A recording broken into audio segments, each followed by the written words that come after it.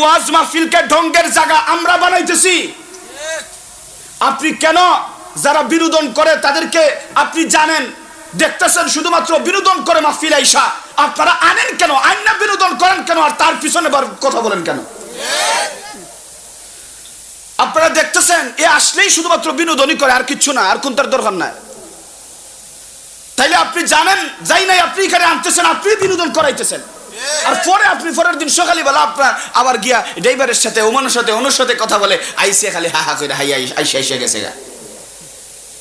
আপনি আবার তার বদনাম করতেছেন, আর আপনারাই আনছেন। আপনারা আনা বন্ধ করে দেন। এই জন্য যদি এই সংগঠনের মধ্যে যোগ্য মানুষ তৈরি হয়ে যায়, তাইলে এরা এই দিমাগ দিয়া চিন্তা করবে আমরা কাকে এই স্টেজে বসাইবো আর কাকে বসাইবো না। যখন আপনারা এরকম হয়ে যাবেন, দেখবেন ইনশাআল্লাহ এই ওয়াজের ময়দানগুলো থেকে আপনাদের ফায়দা হওয়া শুরু হয়েছে।